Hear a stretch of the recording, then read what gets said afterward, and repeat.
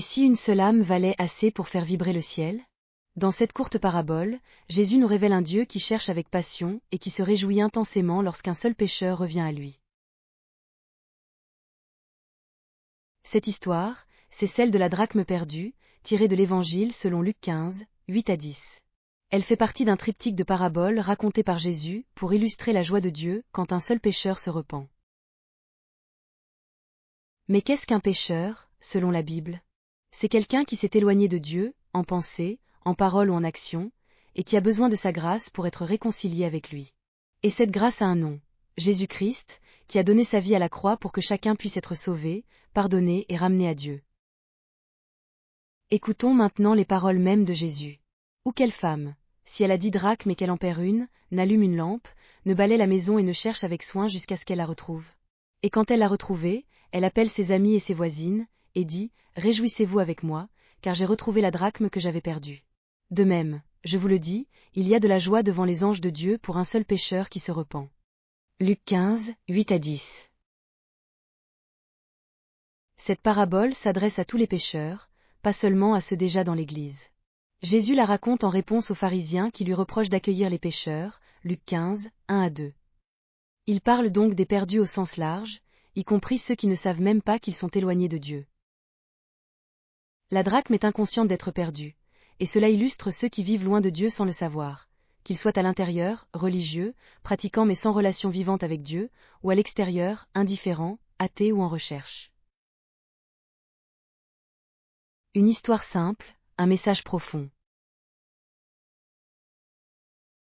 Cette femme aurait pu se contenter des 9 pièces restantes.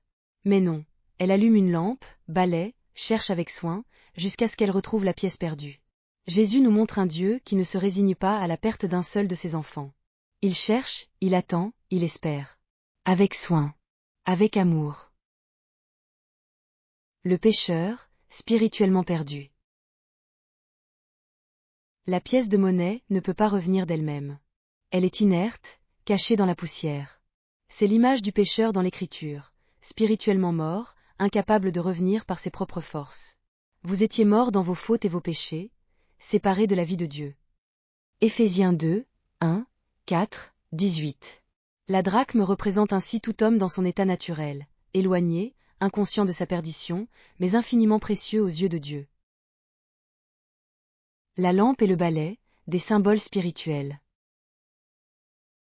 La femme allume une lampe. Dans la Bible, la lumière symbolise la parole de Dieu, qui éclaire notre chemin. Ta parole est une lampe à mes pieds, Psaume 119, 105. La foi vient de ce qu'on entend, et ce qu'on entend vient de la parole du Christ. Romains 10, 17. Elle balaie la maison, ôtant la poussière, les obstacles, les impuretés. Cela évoque l'action du Saint-Esprit, qui prépare nos cœurs à recevoir la lumière. Dieu agit avec douceur mais puissance, illuminant nos ténèbres, dissipant l'ignorance, et nous amenant à la repentance. Même perdue, elle garde sa valeur. La drachme n'est ni brisée ni rejetée. Elle est cachée, mais elle vaut toujours autant. Dieu prouve son amour envers nous, lorsque nous étions encore pécheurs, Christ est mort pour nous. Romains 5, 8. L'être humain, bien que marqué par le péché, porte encore l'image de son Créateur, Genèse 1, 27, Jacques 3, 9. Et Dieu, dans son amour, cherche à le sauver et à restaurer cette image en lui. Parfois, la pièce est perdue, dans la maison.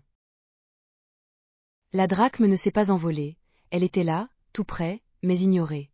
Cela nous rappelle que certains se perdent sous notre propre toit, dans nos familles, nos églises, nos cercles les plus proches.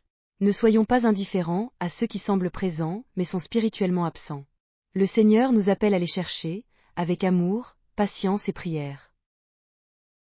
Une joie immense pour un seul retour. Jésus conclut. Il y a de la joie devant les anges de Dieu pour un seul pécheur qui se repent. Ce n'est pas une simple image, c'est la vérité céleste.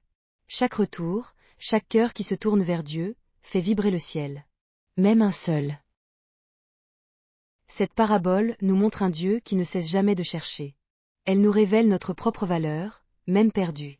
Elle nous rappelle que, même invisibles aux yeux du monde, nous ne sommes jamais oubliés de Dieu. Prenons un moment pour nous tourner vers Dieu en prière. Seigneur, merci de ne jamais cesser de nous chercher, même lorsque nous nous perdons. Merci pour ta lumière qui éclaire nos ténèbres. Aide-nous à répondre à ton appel, et à chercher ceux qui sont proches, mais loin de toi. Fais briller ta parole dans nos maisons, nos familles, nos vies. Et remplis nos cœurs de la joie du ciel. Que Dieu te bénisse en abondance en Jésus-Christ et que ta lumière brille pour sa gloire. Amen.